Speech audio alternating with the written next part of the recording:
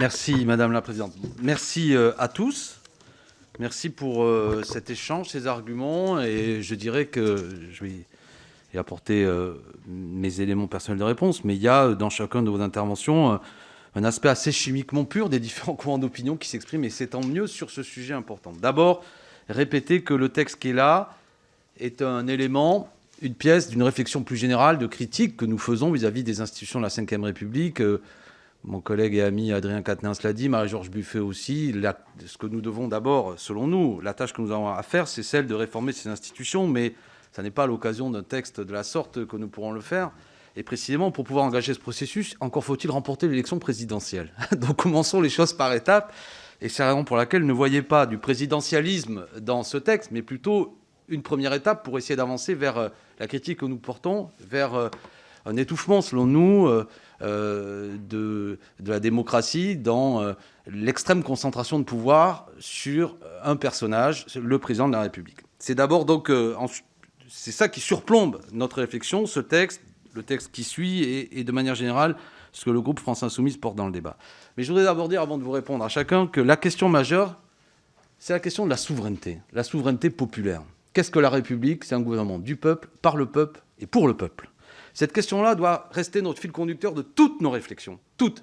Et je trouve, je ne vous en fais pas reproche, parce que peut-être c'était un oubli, que hormis un collègue, vous avez assez peu souligné, Marie-Georges et Adrien l'ont fait aussi, mais assez peu souligné le problème de fond, fondamental, extrêmement dangereux, qui est celui de l'abstention de masse. Nul système démocratique, en particulier un système qui se dit républicain, ne peut être insensible et laisser dans un angle mort le fait que lors des élections, la majorité de nos concitoyens ne viennent plus voter. Alors certes, les élus locaux, je les respecte. Certes, ils font un travail formidable et difficile. Mais comment ne pas avoir un problème quand certains élus locaux, quand on reporte au nombre d'électeurs inscrits, ne représentent que 20% du corps électoral? Je l'ai déjà dit, moi-même qui vous parle. Et vous pourriez vous appliquer la même méthode vis-à-vis de vous. J'ai été élu, certes, avec 60% des voix au second tour, mais je représente seulement 20% des électeurs inscrits de ma circonscription. 80% des gens de ma circonscription n'ont pas voté pour moi. En l'occurrence, c'est en plus une circonscription où beaucoup de nos concitoyens n'ont pas le droit de vote, c'est-à-dire que pratiquement, quand je marche dans la rue, 9 personnes sur 10 n'ont pas voté pour moi, et pourtant je les représente à l'Assemblée nationale. C'est un problème de fond qui s'applique à moi, qui s'applique à vous. Comment nous faisons en sorte que les décisions que nous prenons soient véritablement au moins portées par quelque chose qui est représentatif de gens qui nous ont fait confiance. Mais quand la grande masse, 9 personnes sur 10 ou 8 personnes sur 10 ne sont même pas venues voter pour celui ou celle qui le représente à l'Assemblée nationale, nous avons quelque chose qui ébranle toute notre vie démocratique et qui pose une difficulté qui devrait nous obséder et dire comment nous replongeons nos décisions et nos institutions dans une assise démocratique. Donc c'est ça qui nous amène à essayer d'y apporter des réponses. Mais on dit là des candidatures fantaisistes. Mais qui êtes-vous? Qui sommes-nous pour dire qu'un candidat est fantaisiste ou pas? Qui le décide? Qu'est-ce qui est fantaisiste? J'ai entendu des noms. Jérôme Rodriguez, Didier Raoult, Cyril Hanouna seraient fantaisistes. Mais qui en décide? Et s'ils font des voix? Il s'avère même, si vous avez cité ces noms, que des études d'opinion démontrent qu'ils feraient beaucoup de voix. Peut-être même plus que vous qui prenez la parole pour les qualifier de fantaisistes. Alors, on peut très bien considérer que beaucoup de nos concitoyens vous jugent très fantaisistes. Et alors comment on sort de ça? Non pas dans des qualificatifs qui n'amènent à rien, mais plutôt de voir qu'en pense le peuple. Qui vote pour les gens? Et pourquoi des gens se sentent représentés par telle ou telle personne? Après, nous avons à critiquer leurs propositions ou pas, et à juger qu'il est quand même choquant que tel ou tel candidat recueille beaucoup de suffrages, alors que nous pensons en conscience, en fonction de l'idée que nous faisons pour le pays, que les propositions qu'ils font pour le pays ne sont pas bonnes. Mais je vais vous avouer aussi que beaucoup de collègues qui ont pris la parole, malgré tout le respect que j'ai pour vous, je trouve parfois assez fantaisiste nombre de propositions que vous avez faites et des raisons qui ont amené l'élection, y compris du chef de l'État, qui, je le rappelle quand même, a pour caractéristique d'avoir une trajectoire politique qui l'amenait à ce que quasiment 6 mois ou 1 an avant d'être élu, il était quasi un inconnu. Donc on pourrait s'interroger de pourquoi, à un moment donné, des gens arrivent comme ça à apparaître. Bref, donc n'ayons pas ce vocabulaire qui est anti-républicain. Le souverain, c'est le peuple, c'est lui qui décide ce qui est sérieux ou pas. Et nous avons, nous, à animer le débat pour faire en sorte que ce soit des débats d'intérêt général. Je ne dirai jamais assez combien Adrien Quatennens avait raison de rappeler, ce qui pour moi est un élément fort, l'article 28 de la Constitution de 1793. Nulle génération ne peut obliger les autres générations à avoir la même Constitution. Donc cette affaire doit être un débat permanent. Et c'est le fond du sujet. Donc rien ne peut avoir lieu sans le peuple, c'est lui qui décide. Et c'est ça qui me servira de fil conducteur pour vous répondre, en espérant que si par malheur vous ne reteniez pas ce texte, mais que ce soit une pièce supplémentaire de ce long cheminement qui devra, de toute manière, qu'on le veuille ou non, et si ce n'est pas nous qui le mettons en œuvre, cela se passera même peut-être de manière, comment dirais-je, non souhaitable pour aussi un esprit républicain, que ce système électoral est en train de craquer, nos institutions sont de moins en moins représentatives, et qu'il est un enjeu majeur de pouvoir les refonder avec, une fois de plus, une adhésion majoritaire du pays. Alors, notre collègue d'En Marche, M. Pacôme-Rupin, dit le problème, c'est le calendrier. Bon, je trouve ça un peu piquant de la part du groupe majoritaire. Ça arrive trop tard, me dites-vous. Ça arrive trop tard. C'est intéressant, mais ça arrive trop tard. Bon, quand il s'agit du groupe majoritaire, qui par ailleurs peut avoir une certaine influence sur le gouvernement, si c'était si important, le gouvernement peut aussi nous proposer un texte pour qu'on en discute à temps.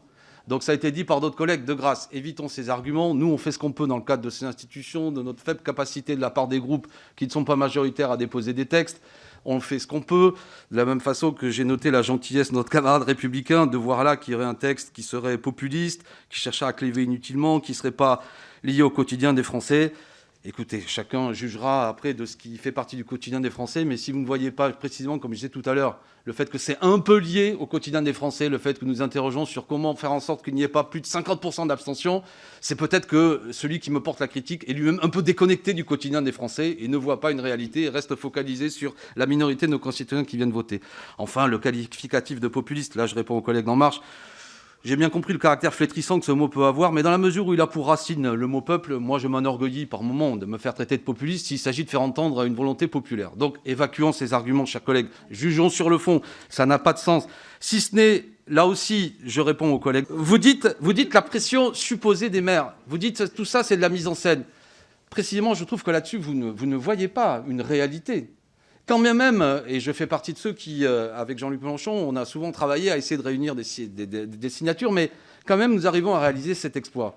Ou je pense même à notre collègue Emmanuel Ménard, qui sans doute a soutenu les candidatures de Mme Le Pen précédemment. Moi, je ne crois pas que ce soit une mise en scène, c'est une réalité, c'est extrêmement difficile, et ça monopolise des forces militantes durant des mois et des mois. Et c'est une injustice, d'un certain point de vue, que certains partis n'ont pas à se préoccuper de cette question, elle est réglée immédiatement, et d'autres partis doivent, durant des mois et des mois, mobiliser des militants qui prennent leur voiture, qui vont aller voir des maires ruraux, et qui, que vous le vouliez ou non, bien souvent, alors certes, il y en a certains, comme disait Éric Diard, qui sont des démocrates, moi je l'ai eu fait, qui disent, je ne suis pas d'accord avec vous, mais je suis pour que vous vous présentiez, merci à eux si certains nous écoutent. Heureusement qu'on a encore cela. Mais soyons clairs, en raison aujourd'hui des communautés d'agglos, des possibilités qui existent de la part de certains grands élus de faire peser des pressions sur certains petits élus. Naïf, celui qui croit que tout ça se passe sans aucune réflexion, que le maire se dit « Ah ben je vais voter, je vais vous soutenir pour un candidat qui est contre mon président d'agglomération et ça n'aura aucune conséquence sur mon conservatoire, sur mon gymnase. » Vous croyez sincèrement à ça ? Franchement, et vous savez très bien que beaucoup de maires, moi je l'ai vécu, vous disent « Écoutez, si je fais ça, ça me posera un problème. » Donc c'est une difficulté. Et d'un certain point de vue, le respect des maires qui a été évoqué est peut-être aussi de les soulager parfois de cette pression. Notre collègue du MoDem, la collègue Brocard, disait qu'elle évoquait précisément quelque chose sur lequel j'aimerais préciser. Entre 1962 et 1976, c'était seulement 100 parrainages d'élus qui étaient demandés. D'accord ? Aujourd'hui, c'est 500. Donc on a modifié, on a monté la barre et on a, selon moi, renforcé les difficultés. Donc le système n'a pas toujours été le même. De la même façon, je disais tout à l'heure, les collègues qui s'indignent devant des possibilités que certains candidats puissent se présenter devraient prendre l'affaire avec sérieux. Là, je veux notamment répondre au collègue Christophe Euzet qui, dans un style haut en couleur, mais je l'en remercie, moi aussi j'aime bien, a tenu à envoyer quelques gentillesses vis-à-vis de Jean-Luc Mélenchon. Je lui transmettrai et sans doute que lui aussi, quelque part, vous salue avec la même chaleur. Je remercie Christophe Euzet d'avoir tenu à souligner combien Jean-Luc Mélenchon mène un combat depuis de longues années, à la différence de certains. Donc c'était plutôt, me semble-t-il, un hommage qui était rendu au long combat politique.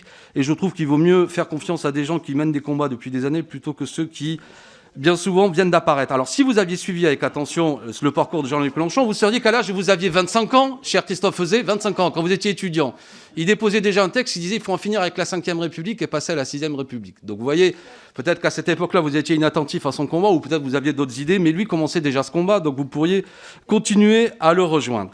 Nous ne sommes pas dans des postures politiques, je l'ai dit, précisément, nous continuons à creuser un sillon assez long qui a été fait, et c'est une pièce supplémentaire que nous mettons là-dedans, la critique de ce système ultra-présidentiel.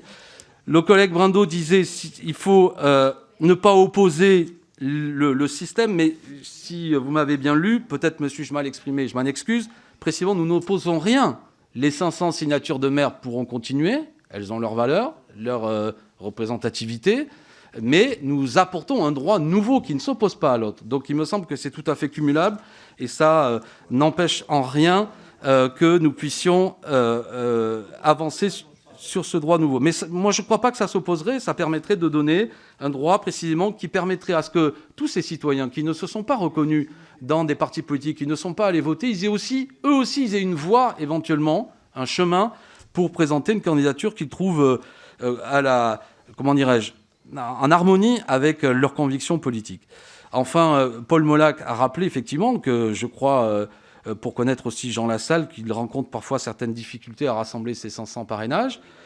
Et pour autant, je trouve que, quel que soit ce qu'on pense, mais sur le fond, Jean Lassalle fait partie de ces voix, de cette sensibilité politique qui existe dans le pays.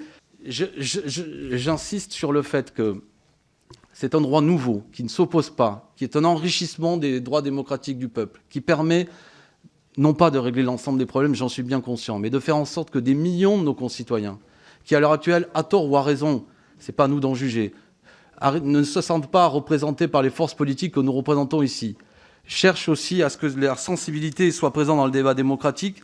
C'est ça que nous proposons. Cela permettrait de faire augmenter le taux de participation et donc d'amener à ce que le peuple souverain soit plus nombreux à s'exprimer à l'occasion d'une élection qui a une incidence majeure sur leur quotidien. Je vous remercie.